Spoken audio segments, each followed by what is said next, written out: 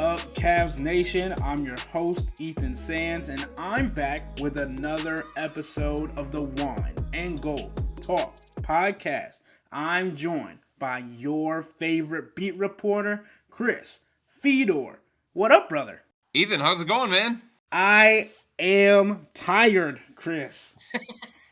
It is coming up on 3 in the morning as we are recording this podcast. So for those of you that want to understand the grind of being a beat reporter, this is it. This is going to a game and being there at 5 o'clock, 5:30, not getting out till, let's say, 12, having to write 2 stories, and then hopping on the pod to give you guys what you need, what you want, what you desire, and that is this podcast. And Chris, this was a big one. The Cavaliers needed it. They came out and took down the Indiana Pacers 129-120, and this game seemed to be in the Cavs' favor all the way up to the fourth quarter. It was an interesting one. And I think there's a lot of different points that we have to touch on of the Cavs game that we saw tonight. So let's work backwards. Fourth quarter. Darius Garland has been struggling the entire game, has 4 turnovers entering the quarter, just 7 points. And homie comes in and splashes 3 3-pointers, 1 before going to the bench. And the Cavs didn't really see any adjustments being made. Actually, the score got closer while he was on the bench. And then J.B. Bickerstaff prompted and chose to go back to their starting point guard. And Darius came in and did a job. And Chris, this is something that you specifically have talked about a lot this season, and especially on this podcast, that the opportunities were going to add up to an opportunity that the Cavs would need him to cash in on, talking about Darius Garland. And he did just that in probably the biggest moment this season to secure a playoff spot. And Chris, it was huge. Dagger triple, step back. And like we've said, the Cavs needed it. And the fans and we have talked about how Darius Garland has not produced as he's needed to in late game situations and crunch time. And today, he changed that narrative, if just for a day. Yeah, it was really good to see, Ethan, just how the Cavs as a whole responded to multiple runs by the Indiana Pacers, because Indiana is a playoff team, right? Indiana's not Memphis. Indiana's not Washington. Indiana's not Chicago. They're a play-in team, but this is a legitimate playoff team that is probably going to be competitive in the first round against whoever they play. And the Pacers put constant pressure on the Cavs in the second half of this game.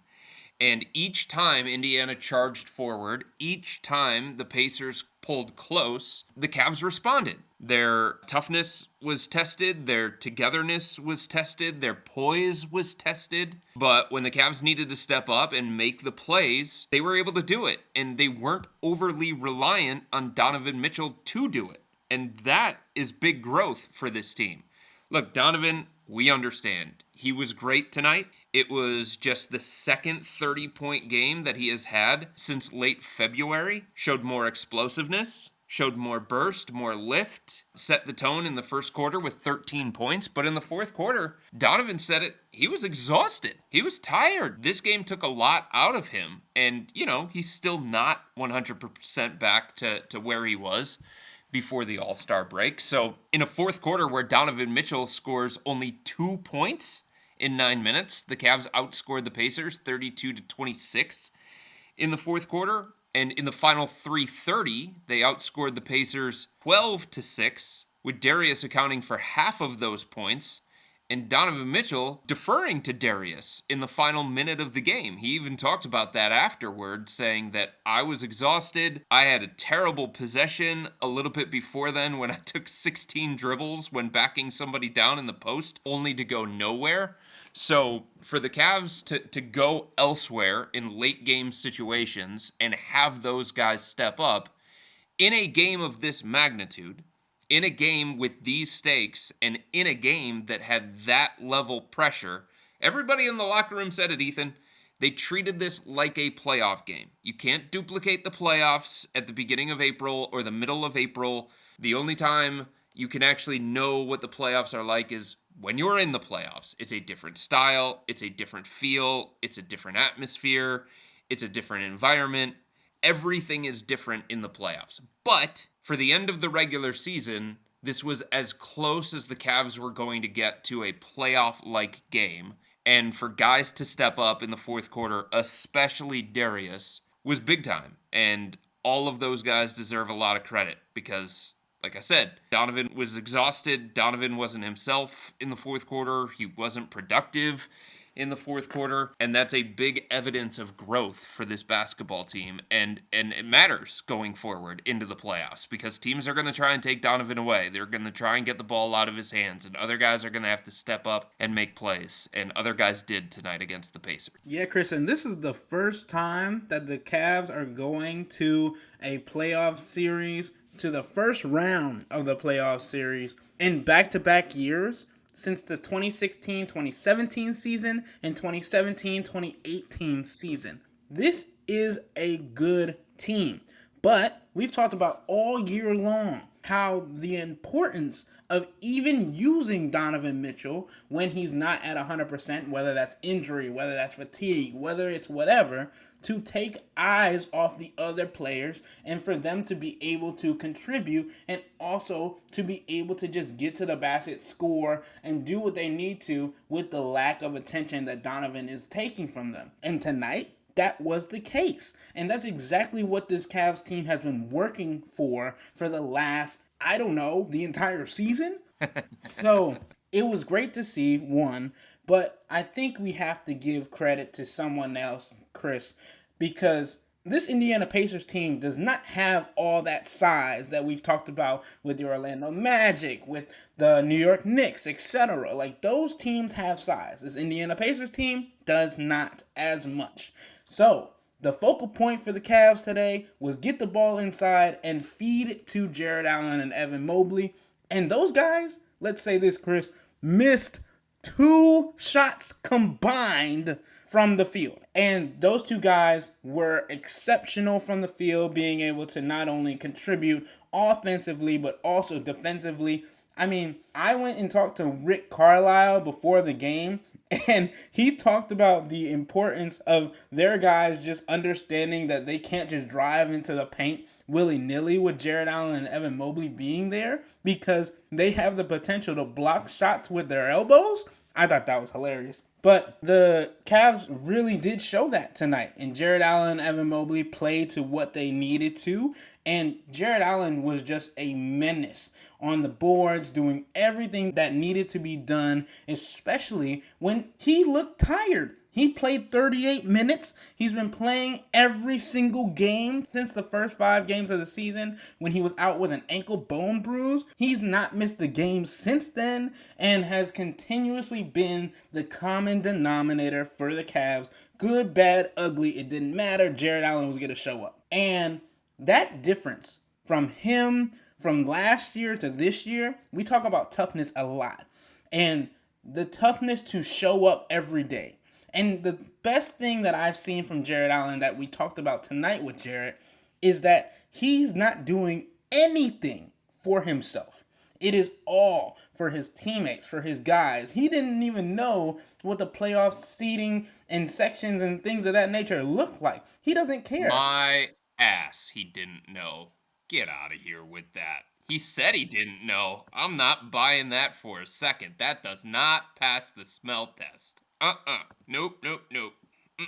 I mean, sure, maybe he knew and alluded to he didn't know, but I agree with him. It's like doing calculus, trying to figure out what is needed and what's not. But he literally came in and saying that it sounded like the teammates that he has wanted a good seed, so he was going to put his heart on the line, put his body on the line for this team. And that's exactly what he did all night long. And we saw it in the latter half of the game. Like, usually you'll see Jarrett like kind of slip off sometimes to go back when it's like an offensive rebound opportunity or whatever, but not tonight. Jarrett was in the mix, going into the sideline, going all out of bounds and stuff, just fighting and giving everything he could. And that's the playoff atmosphere, Jarrett Allen, that this Cavs team is going to need going forward. Well, the other thing is, Ethan, a big part of playoff success is capitalizing on matchups. Can you recognize the advantages that you have? Can you continue to take advantage of those? Is your focus where it needs to be? Is the attention to detail there? And the Cavs clearly recognized that they had a strength inside. Half of their points tonight, just about, came in the paint. Jared and Evan were great, and you got to give Karras, Darius, Donovan, the engines of the offense, a lot of credit for the recognition of that. Okay, we understand our advantage is inside. Let's make sure that we also attack the paint. Let's make sure that we also break down defenders. Let's make sure that we keep Jared Allen involved. Let's make sure we get the ball to Evan Mobley. Because there are going to be other times or other matchups throughout the course of their postseason run, however long it goes, Ethan, where they're not going to have a great advantage inside. And it's going to be about trying to find other ways to attack the opposing defense. But I thought the Cavs had a really good game plan coming into this one, and I felt like they executed it really, really well. And a big part of that, obviously, was Jared Allen. Another big part of that was Evan Mobley. And you're right, these guys are going to have to play big in the postseason because it is going to be physical. It is going to be about limiting second chance opportunities. It is going to be about hustle plays, defending the paint, contesting shots. All of those different things are going to matter. And Jarrett, you got to give him a ton of credit. Like, this is a guy who was just hammered following the series against the Knicks, saying that he was soft, saying he got outplayed by Mitchell Robinson. He got himself in trouble by saying that the lights were too bright. Everybody got on his case about that. He had to get rid of his own social media because he was getting so much backlash. And look, we're not in the playoffs yet, so final judgment on Jared Allen is not coming yet. Making any kind of sweeping declaration about Jared and how much he learned from the playoffs, we can't do that yet. But this has been a really, really good season for Jarrett. And in so many different ways, Ethan, he has shown just how important he is to the Cavs' success and why so many people talk so highly of Jarrett. And Chris, I mean, we're talking about the playoffs, right? So sure, we have to look at the standings and the possibility that the Cavs see this Indiana Pacers team again in the playoffs. Chris, this is insane. The 5, 6, and 7 seed in the Eastern Conference all have the same record. So this final game of the season is pivotal for everybody involved. And yes, fans, the game starts at 1 in the afternoon. This is going to be crazy, but let's look at this. So, the Cavs are seeded in the 4th seed currently. The New York Knicks are a game ahead of them in the 3rd seed, and the Milwaukee Bucks are a game ahead of them in the 2nd seed with the same record as the Knicks. The Milwaukee Bucks currently have the tiebreaker on the New York Knicks. That's why they're ahead in seeding. But the Cavs are in the 4th seed, Orlando's in the 5th seed, Indiana's in the 6th seed, and Philly is in the 7th seed. Philly plays the Nets in their last game on Sunday, Indiana plays the Hawks, and Orlando plays the Bucks. And let's be fair, the Bucks are without Giannis Antetokounmpo. So it's a different matchup than Orlando would generally have against the Bucks. Didn't matter the other night. Yeah, it didn't matter the other night either. But the Bucks lost to the Thunder tonight pretty handedly, but it's just going to come down to the wire. And we've talked about the Cavaliers kind of looking and watching and seeing what they need to do to get the best first round matchup. And it's going to be a lot of iPad watching and things of that nature on the sideline on Sunday for sure. Also feels like the Bucks are trying to game this thing to avoid Philly. It really does feel like that. I'm not sure that that's exactly what they're doing. Maybe some of their guys just need some rest down the stretch, including Dame tonight against Oklahoma City. But it does feel like the Bucks want nothing to do with Philadelphia, and you can't blame them. Look, if you're any team in the Eastern Conference and you have the choice, you don't have the choice, it doesn't work that way, but if you did have the choice, anybody would want to play Orlando or Indiana at this point instead of Philly, instead of New York. So it'll be really, really interesting to me, Ethan, to see how some of these teams play it on Sunday. The guys that they make available, the level of intensity that they play with. and what kinds of interesting things they do with their lineups and their rotations, who they play in the first half versus the second half. It's going to be really, really interesting for me to watch that. But yeah, I mean, the Cavs are in a situation still going into Sunday where they could finish 2, they could finish 3, or they could finish 4th. And who they would match up with in the first round would be strikingly different depending on where they would finish. Just like Milwaukee, just like New York, just like Cleveland, I'm sure all these other teams have opponents that they prefer. Again, it doesn't work that way, but I'm going to be fascinated to see how it plays out on Sunday, because if you're the Cavs, you obviously want the easiest road to playoff success, because it wasn't about making the playoffs. That was not a celebratory moment for the Cavs. Yeah, you wanted to win tonight against Indiana. You treated it as if it was a playoff-like game. Those kinds of stakes, home court, avoid the play-in tournament at all cost. And the Cavs got the opportunity to do that tonight. But it wasn't some over-the-top celebration because they won 51 games and they made the playoffs last year. They expected to make the playoffs. George Niang was talking to me in the locker room afterward, and he was like, I didn't come here to miss the playoffs. I didn't come here just to get to the playoffs. I came here to make a real run at this thing. So for the Cavs, their goal is to get out of the first round and see how far they can take it. See if they can make a deep postseason run. Obviously, their chances of doing that are a lot better if they face Orlando in round 1 or if they face Indiana in round 1. Because if they face the Knicks in round 1, their chances of making a deep playoff run, not so good. Same thing when it comes to Philly. So if you're an organization that has aspirations to try and get out of the first round, which is what the Cavs' stated goal is, obviously they want to compete for a championship. Donovan Mitchell is somebody who needs to get beyond the second round of the playoffs. Otherwise, more questions are going to pop up about him and what kind of playoff performer he is. But the stated goal is to at least win a first-round playoff series, get further than they did last year. And their chances increase if they get Orlando in round 1 or Indiana in round 1. I want to go back to what you had said earlier about the guard play tonight, because the guards were obviously pivotal in facilitating and getting the actions going and being able to attack the basket and get looks for the bigs.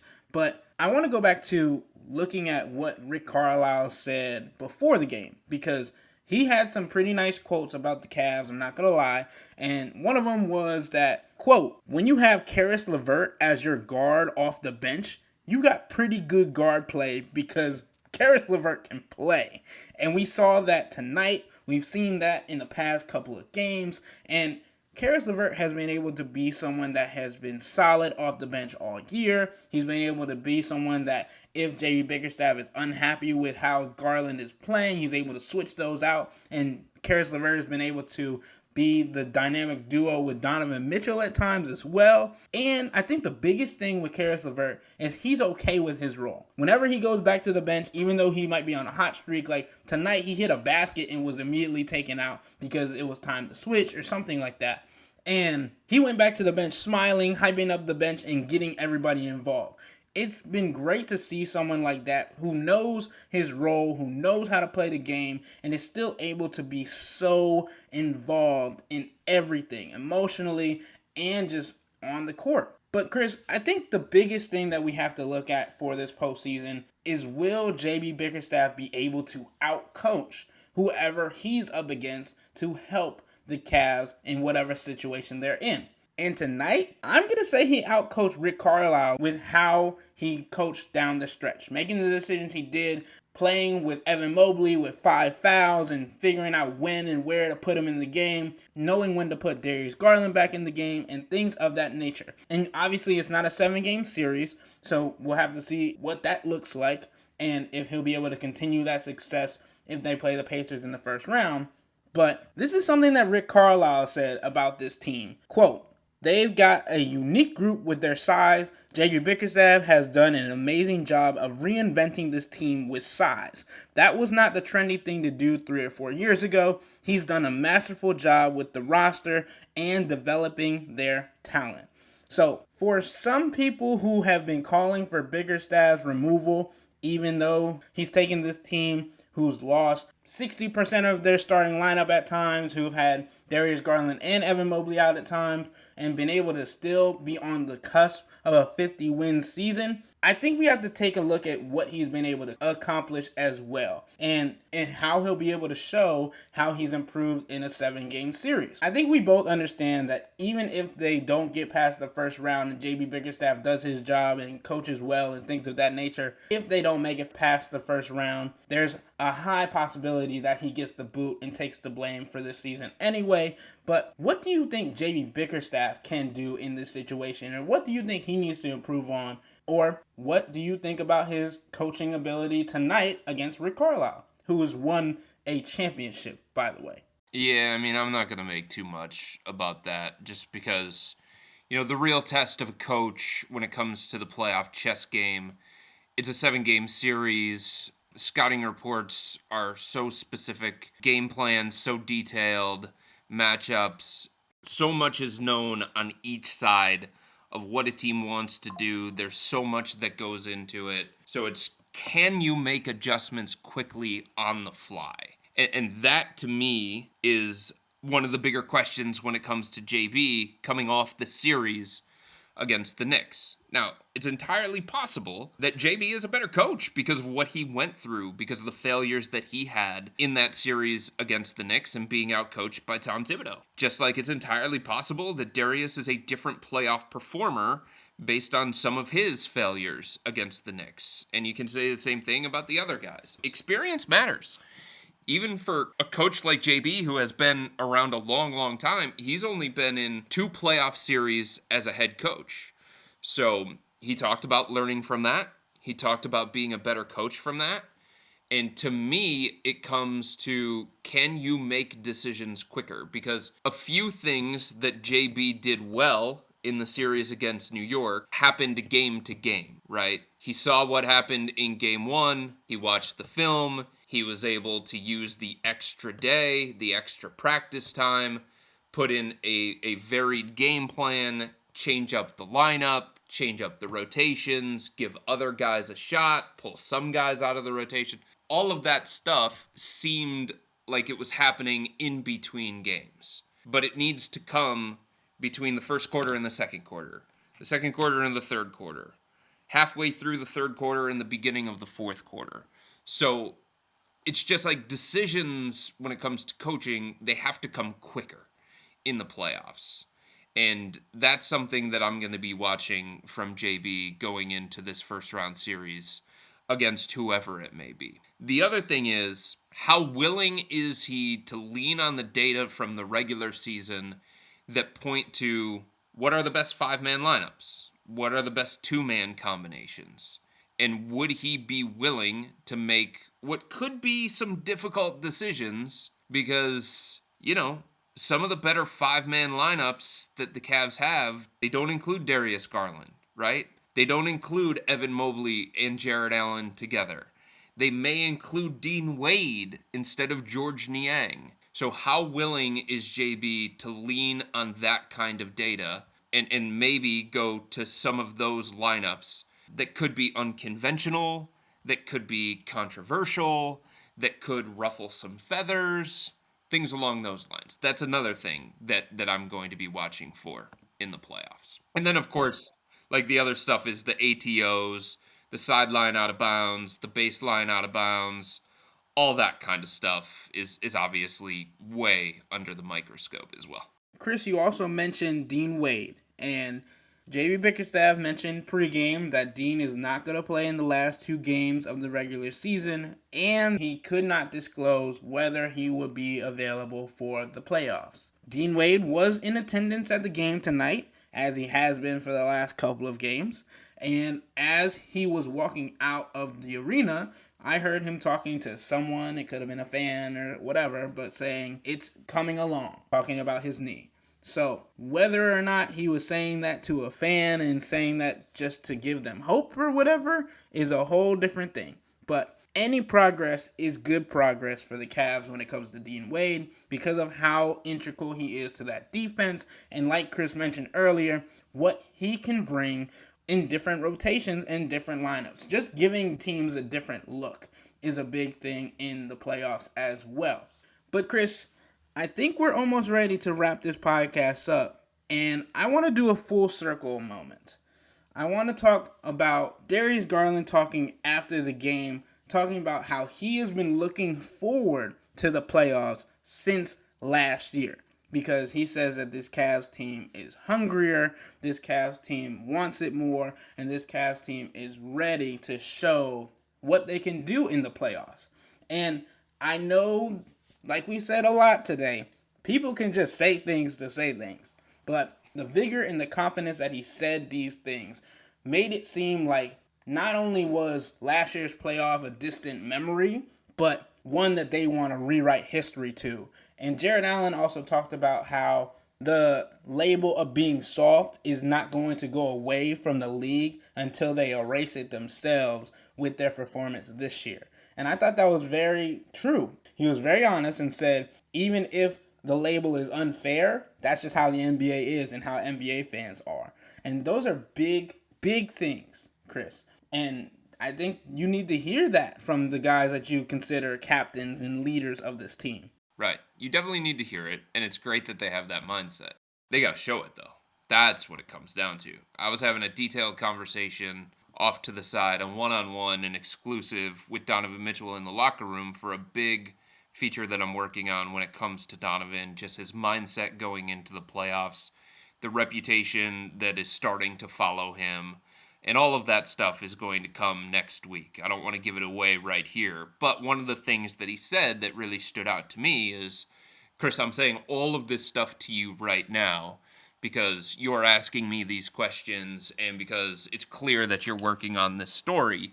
And we have the kind of relationship where we're going to sit down and we're going to have this talk. But I have to go out and do it. We, as a team, have to go out and do it. And it's the same thing when it comes to the Cavs. Jared Allen understands. Darius Garland understands. There's only one way to rewrite the story, and it's to play better in the playoffs. It's to show up in a different kind of way. It's to play with a different level of toughness. And I think the good thing for the Cavs, Ethan, is that you can sit there and you can talk about the playoffs and what they're going to be like. And some of the guys can sit there and they can tell you what the playoffs are going to be like and what's required to consistently win and compete in the playoffs. But you have to feel it. You have to experience it for yourself.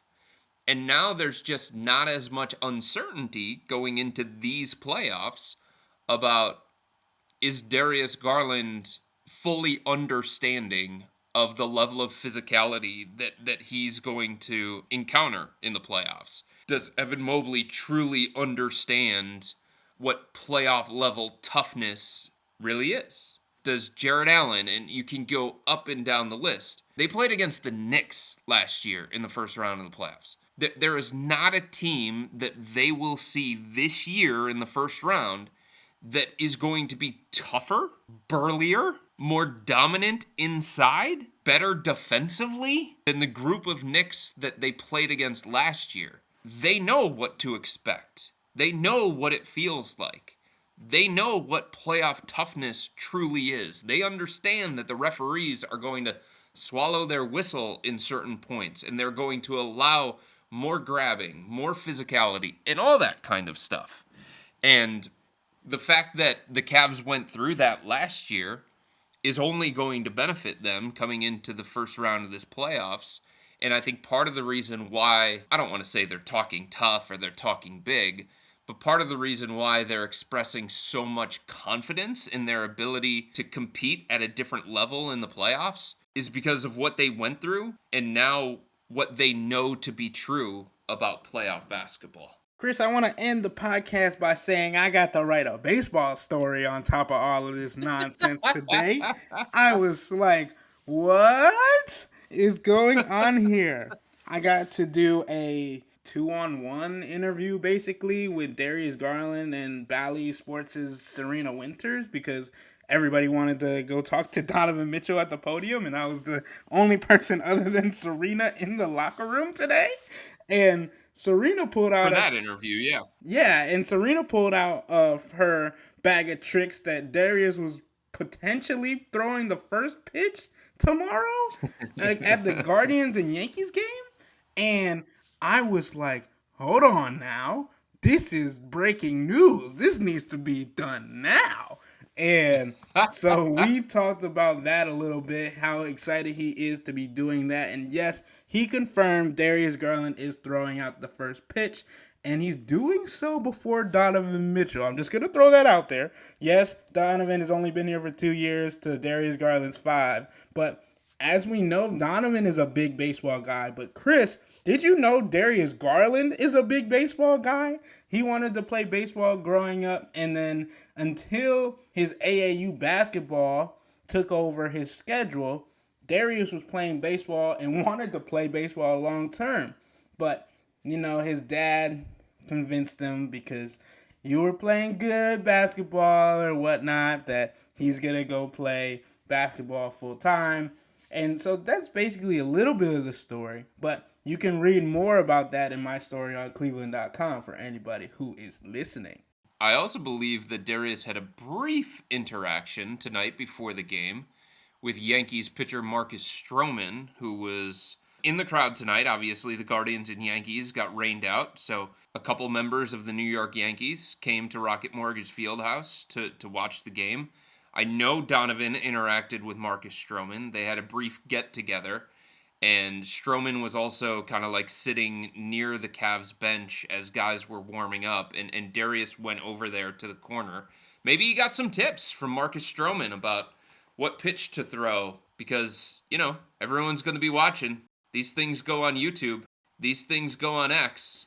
We don't want a 50 Cent moment from Darius Garland, that's for sure. Well, Darius said he was a pitcher growing up, so... It doesn't matter, man. It's been a long time.